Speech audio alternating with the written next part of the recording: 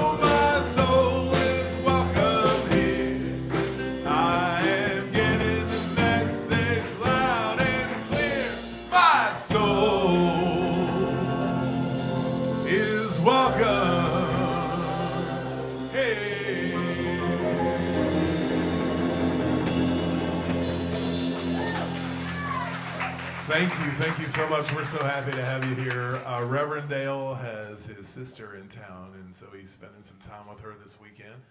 And we've got a guest speaker, our very own Judge Tammy Stokes. Really looking forward to your message today, and we got a lot of great music. And who am I? I'm Kyle. Hello. I'm Kyle Shiver. I'm a licensed Unity teacher and the music minister here. And we've got Miss Blessy with us, Linda Morgan. We got Nate. We have Victoria back here on the drums. We have Kevin and June here. We've got a great service planned for you today. So Unity of Savannah is a center for spiritual awakening, where we recognize God as life, love, and the ground of all being. And we celebrate God by living fully, loving lavishly, and being all that we can be.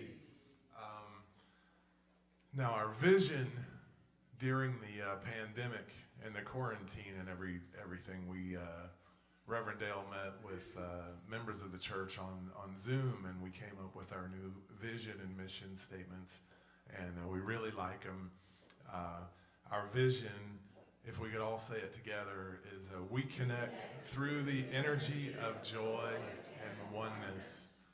And our mission, we embrace a positive, loving, and uplifting approach to spirituality.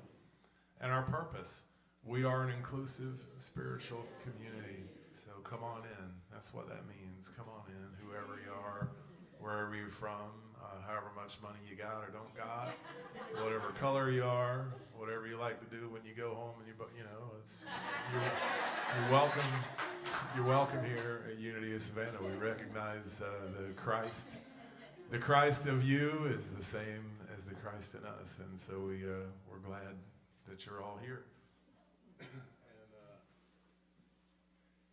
One of the practices I do, there's no sense in lying. Your brain constantly is saying yes, no, watch out, look out for that, watch this, yes, no. And one of the practices that I try to practice is when I see somebody and my brain warns me about them, I go to them. And if my brain tells me that you're cool and easy and everything's fine, there's no use in going to you. You know, you're the easy one, right? You know, I need to go to the one my brain is telling me is danger, Will Robinson, because my brain is lying to me. You know, it's trying to look out for me, but it's not. I did want to mention Judy Jones, Reverend Judith, who has been a prayer chaplain and a pillar of our church for many years. I thought I saw her here. She was here for the early service. And her husband Sanford were here last Sunday, and Sanford was out in the foyer carrying on and talking and entertaining everybody like he always does, but he made his transition this week. So we're holding her, Reverend Judith and her family in prayer. And Sanford was just a lovely, vibrant man, great musician. He was a member of Asbury. And then, you know, Judy's always here, so he was always over here, and he would come and do concerts. So hold them in your prayers, and hold them in the light, them and their family, as you go about the day or about the week. And I know there's going to be a service for Sanford, and I believe it's going to be at Asbury in August, and we'll make sure everybody knows. August 7th? Okay, thank you. So we'll make sure everybody knows about that, and we can all get over there. So at this time, Tammy we're gonna light our Christ candle. Would you like to light the Christ candle, Linda?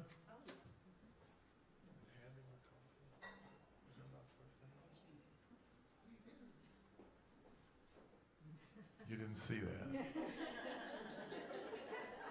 And Linda's gonna light our Christ candle, and we'll ask Tammy to come up and read our daily word.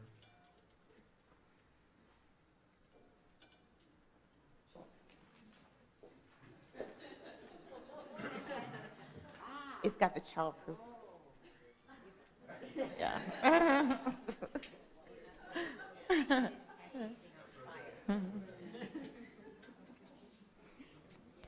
Good morning, everyone. The daily word today is freedom. I affirm peace and freedom for all people now. I am one in Christ with all people, for we are all children of God. I focus on this truth as I pray that all people know freedom. I see the human race as a family, occupying the same home, planet Earth, and united in spirit, regardless of race, religion, or place of origin.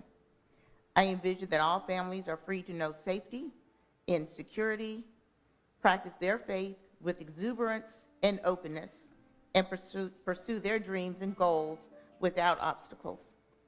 I behold each member of my human family with love and dignity. I value their freedom as I value my own. I affirm that equality and acceptance are replacing separation and prejudice. I am grateful for the peace, cooperation, and understanding that spring from freedom. There is no longer Jew or Greek. There is no longer slave or free. There is no longer male and female, for all of you are one in Christ Jesus. And if you would repeat with me the affirmation, I affirm peace and freedom for all people now. You are the heart, you are the hands, you are the voice of spirit on earth, and who you are, and all you do is a blessing to the world.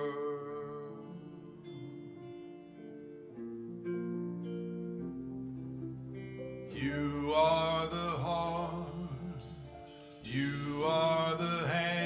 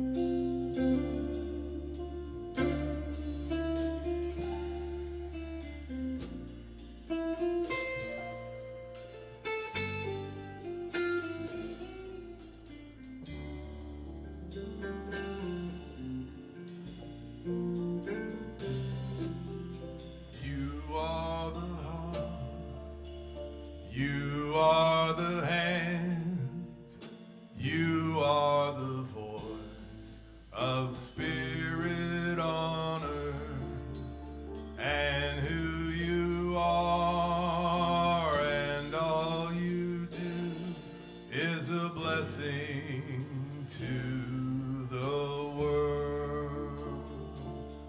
You're a blessing to the world. You're a blessing to the world.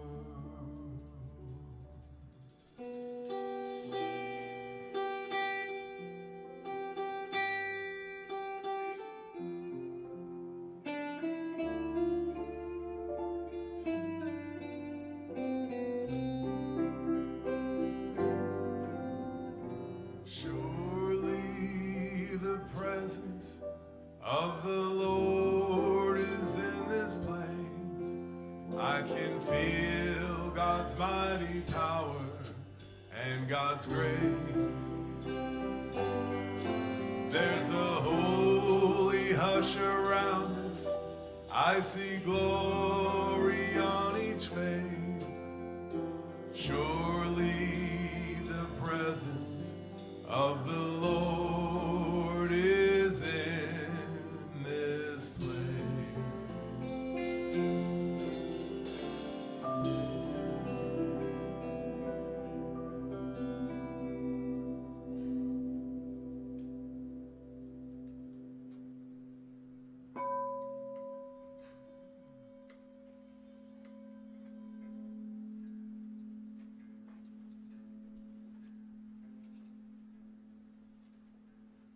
Let us relax. Let the comfy chair that you're sitting in absorb your weight.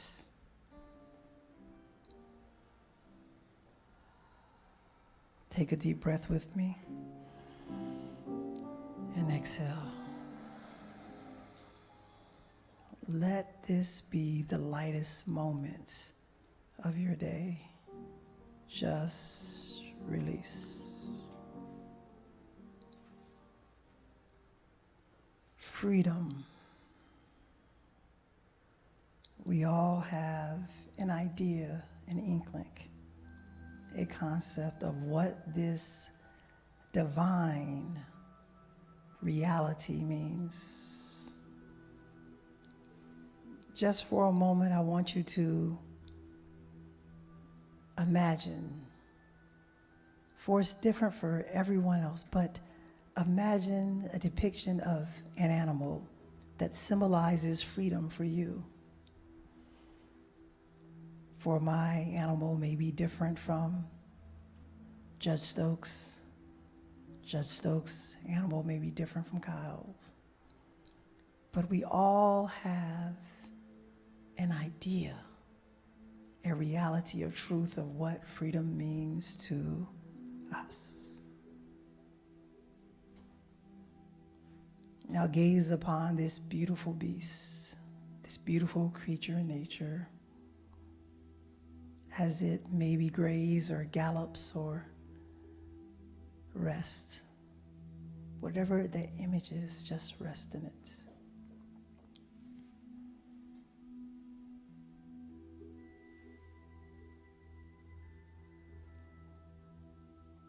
Now I want you to imagine the face of a child, of a toddler, a spiritual being in the physical form between the ages of 1 and 3.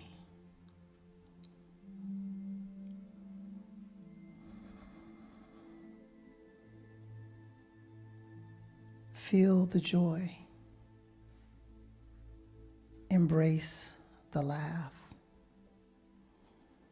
Let that joy permeate every cell of your body.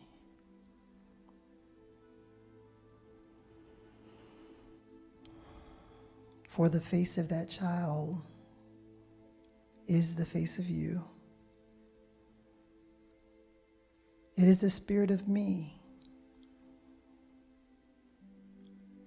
It is the joy of the person sitting next to you. For pure joy and pure freedom is no respecter of person.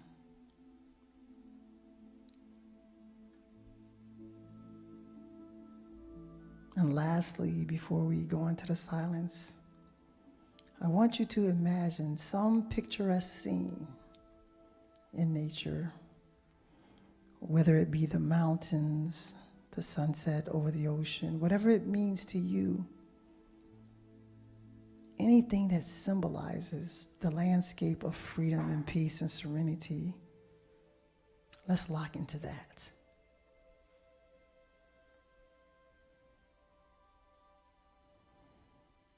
For we understand that whatever that is what unites us. For everyone's image is different, is as different as each one of us. But we know each image contributes to the beauty of the world, as each of you contributes to the beauty of our community and our world.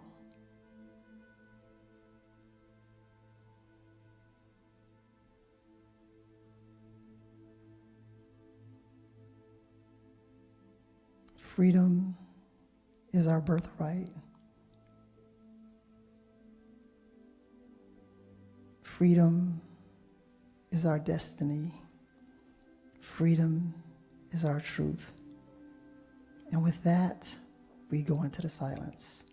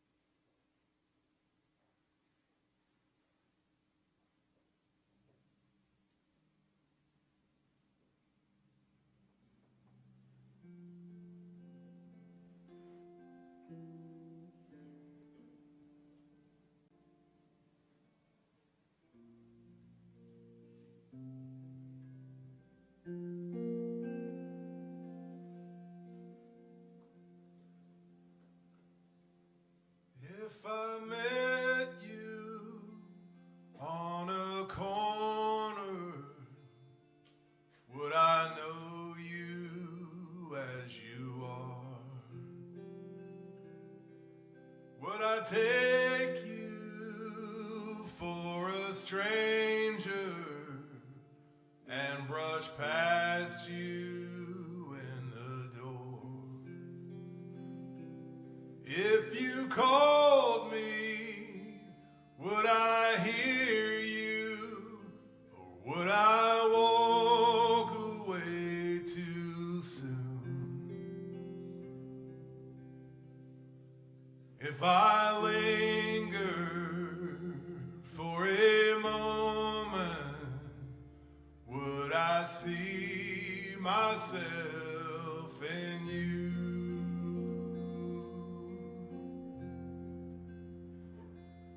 If I fought you as a soldier, if I had you in my sights, would you ask me to remember who imagined I was right?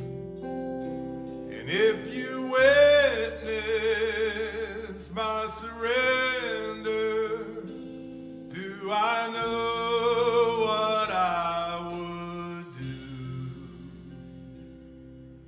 If you held me like my brother, would I see myself in you?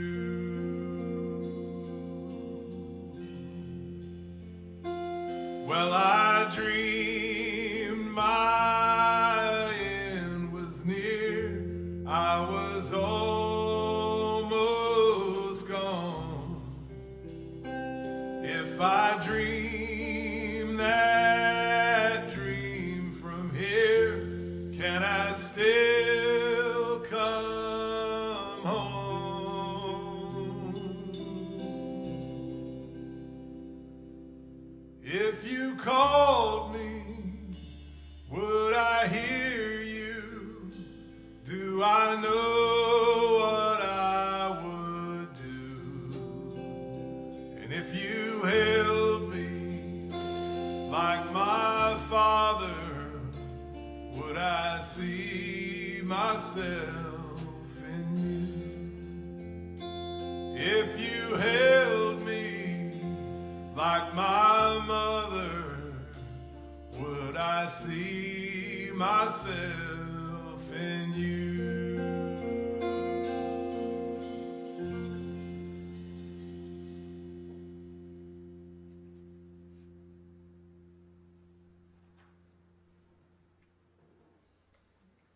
What a powerful song that is. My friend Tom Kimmel wrote that song, and I've been wearing it out lately. But it's just so good. So now I'd like to invite Judge Tammy Stokes to the stage. Good morning, everyone. When Reverend Dale asked me to speak about Juneteenth, I thought, well, okay, that sounds good. When I started reading more about Juneteenth, I learned how much I didn't know. I'm going to quote, first of all, late novelist James Baldwin, who wrote, "History is not merely something to be read. It doesn't merely refer to the past. On the contrary, the great force of history comes from the fact that we carry it with us. It is to history that we owe our frame of reference, our identities, and our aspirations. Many of us know all too well that once history is made, it takes some time for that knowing to come to everyone. And that's in part what happened with Juneteenth. Juneteenth, freedom, traveled more slowly to some parts of our country than it did to others. Many of you know that the proclamation, the Emancipation Proclamation, was signed in 1863, but it was 2.5 years later that the enslaved people in Texas knew that they were free, or should have been free. And it was 2 months after the Civil War that they were informed that they were free. I admit that I have not known much about Juneteenth until relatively recently, maybe 12 years ago. I went to school in public schools in South Carolina and Virginia and New Mexico and finally here in Georgia, and I don't think I was ever taught about Juneteenth. It wasn't in our textbooks. It wasn't taught. I stumbled upon that information a few years ago, and I was amazed at what I didn't know and what a big event that was or is in our history, in our American history. I considered myself well-educated, well-read, and curious about all things history, and whether it's world history, American history, or Black history, and I still didn't know. I'm so grateful that now this information gets out to many. So what exactly is Juneteenth? I heard Vice President Kamala Harris say, well, Juneteenth has been known as Freedom Day, Jubilee Day, Liberation Day, Emancipation Day, and now it's a national holiday. And for that I'm grateful. I will say it. It sneaked up on me. I know I wasn't as into the news in the weeks leading up to Juneteenth, but when I looked up and saw President Biden and all the folks around him, and he was actually signing it, I couldn't believe it. Juneteenth is this special celebration that commemorates the fact that emancipation finally got to these folks in Texas. It was this group of slaves who didn't know. There were 250,000 of them. And usually when we think of Juneteenth, we think of the 4 million people who had been enslaved that were freed. But there were still 250,000 people in Texas that word hadn't gotten to. I know now that Juneteenth is a deeply emotional moment for Black people, but really for all of us. For decades, enslaved people prayed for freedom, hoped for freedom, ran away for freedom, started rebellions for freedom, bought their freedom when they could. And somehow, I'm sure some of them probably thought they'd never see it, and many didn't. Opal Lee is a woman whose name I started hearing when President Biden was signing the order for national holiday for Juneteenth. I'd never heard of Opal Lee, but apparently Opal Lee has been in the forefront of the Juneteenth celebration and making it a holiday. She's 94 years old. She grew up in Texas. Her house, her family home, was burned down when she was 12 on June 19th. And that stuck with her. And she grew up with the celebrations, loved the celebrations, and she described the celebrations that she went to as events where there were ball games and food, there would be music and food, there would be friends and family and food, dancing and food. And she said, oh my goodness, it was wonderful.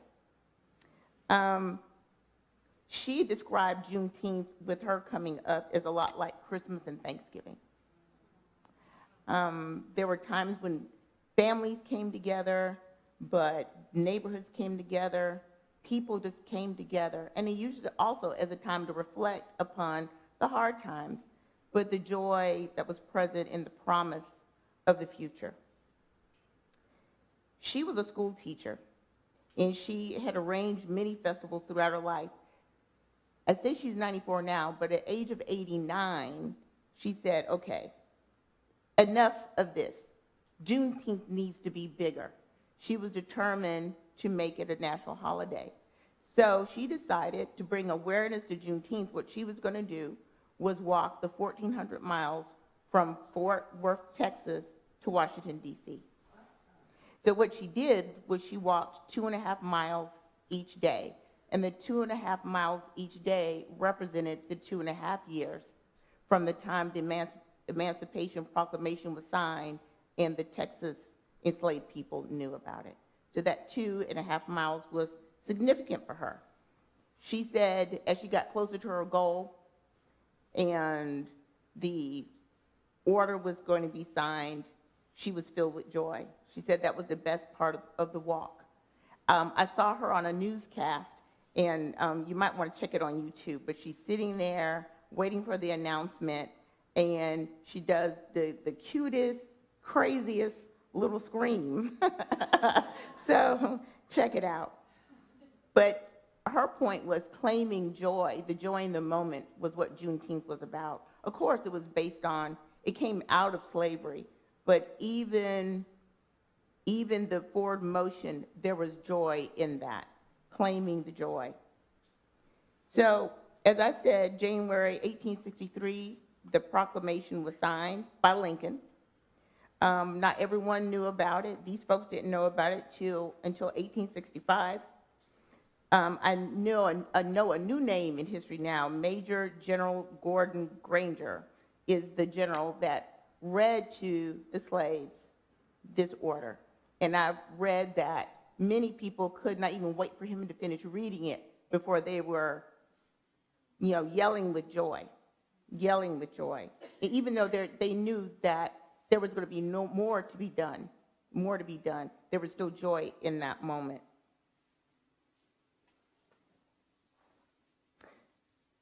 Think about this. We commemorate Veterans Day, Memorial Day, many other holidays that come out of tragedy, death, hardship. We commemorate 9/11. Can you imagine if for 9/11, we did not have a ritual or ceremony or remembrance, that we didn't step back and take a moment and remember the people who were affected, who they were, how people were coping with that after that happened, what trauma it caused, and how we're still dealing with it. Can you imagine that not happening? But think about, and that tragedy happened in one day. Can you imagine with 250 years of slavery?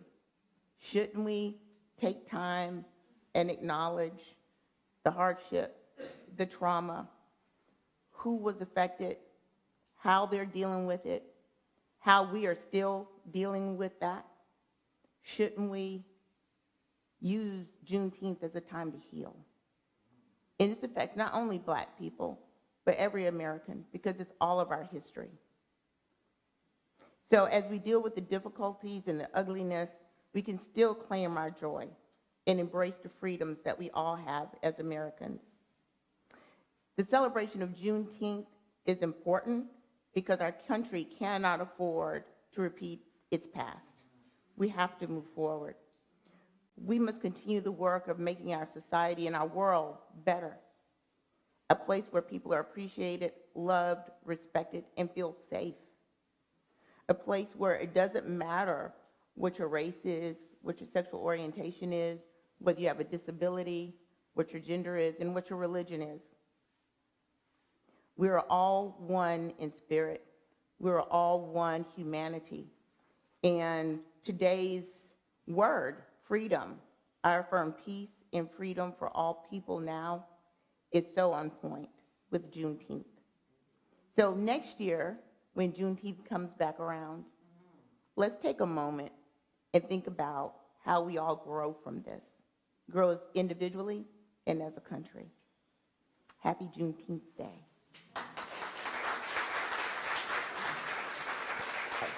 You're good. Thank you. Thank you. You're welcome.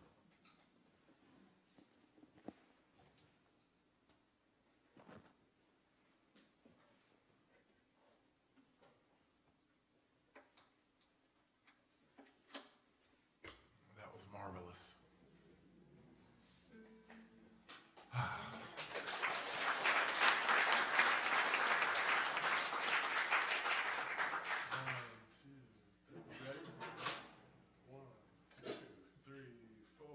We are all one human family. We are all one human family. We are all one human family. We are all one human family. We come from different places. Hey, we got different faces, soul to soul and heart to heart.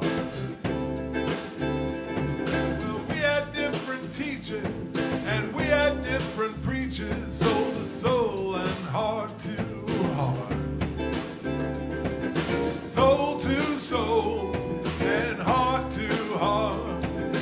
I can't tell us apart. Soul to soul and heart to heart. I can't tell us apart. We are all one human family. We are all one human family. We are all one human family. We are all one human family. Well, we are all the same. A name is just a name. Soul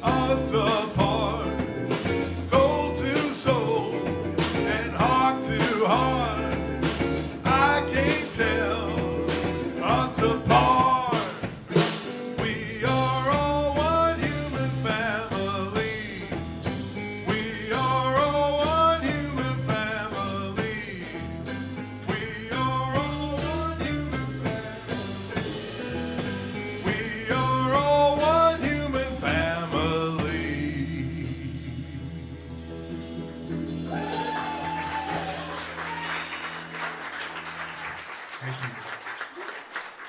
Thank you. So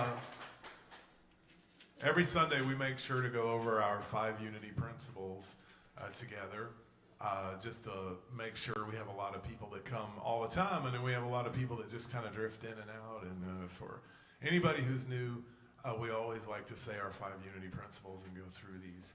Our first 5 principle is there is only one power, one presence in our lives and in the universe, God. Our second principle is we are the Christ of God in expression.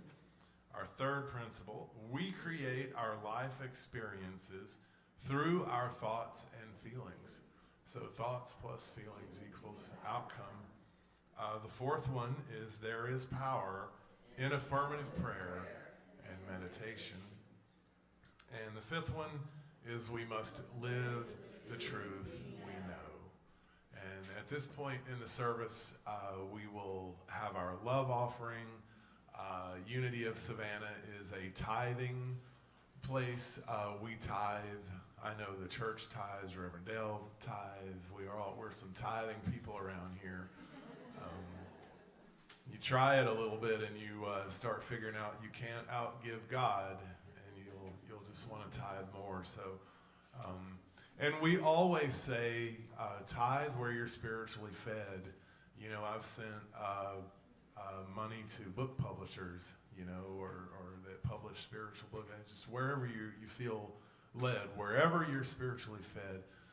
And what we've been doing since we've started meeting again is our walk of abundance. And so what we'll ask you to do is, June is back there with the bowls, and what we'll ask you to do, I guess we'll do it in some kind of orderly fashion, but as we play our song, if you so led, you can walk back to the bowls and leave your love offering for us. I am thankful, so grateful in this moment right now. I am thankful, so grateful right here, right now. I am thankful, so grateful in this moment right now. I am thankful, so grateful right here, right now.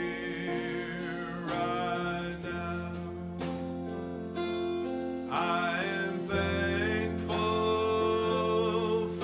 so grateful in this moment right now. I am thankful, so grateful right here, right now.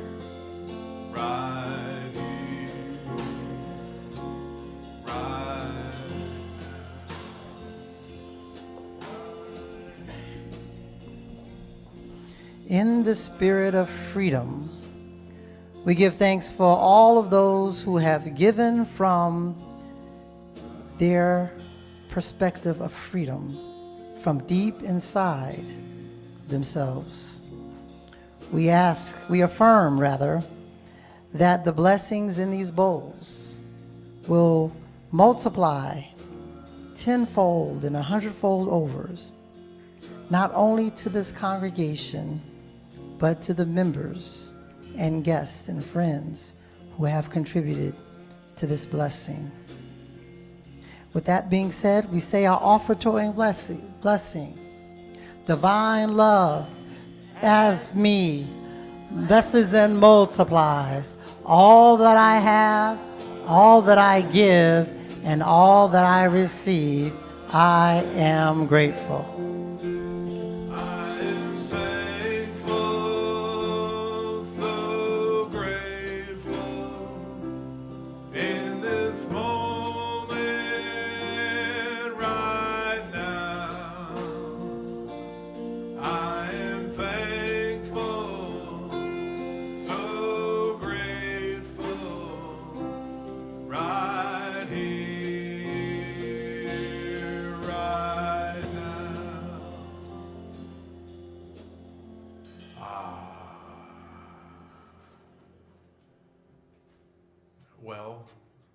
sure hope Reverend Dale and his sister are having a great visit this weekend. I want to send out our love. Always want to say hello to the folks watching on the internet or who are watching the program later. All of our services are on YouTube and they're on our website. So if you want to, when you get home, if you want to relive some of this, you can watch it over again. It's what are they cataloged on there? So all of our services are on the internet. And Tammy, thank you very much for coming today and for the message. I really appreciate it. Really appreciate you. Next week, Reverend Dale will be back, but I will be giving a message and music. Going to be playing some music and giving a little message, and it's going to be called God Speaks to Me Through You. And I have a new song that I have never played before, that you've never heard before. It's really good. So I'll be playing a new song during that service that I'm very excited about. You know how I'm about the songs. I've got one. Man, I've got one. So you don't want to miss next Sunday. And it'll be the first time we play it, but it will not be the last time we play it. We'll be playing it all the time. So remember to keep Reverend Judith in your prayers this week, if you will. And I guess with that, we'll see you again next week, and we can all stand and do our peace song.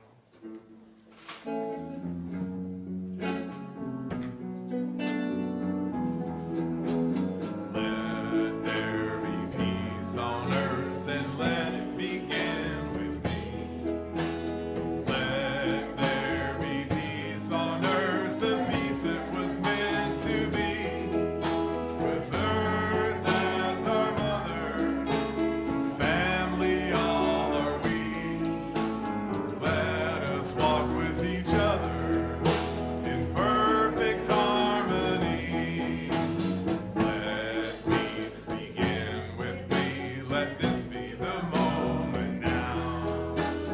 With every step I take, let this be my joyous vow. To take each moment and live each moment in peace eternally.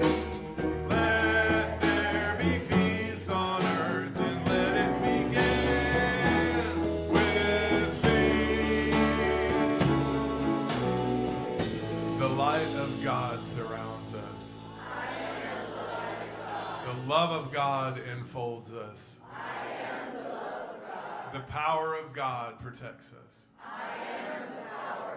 The presence of God watches over us. Wherever we are, God is, and all is well.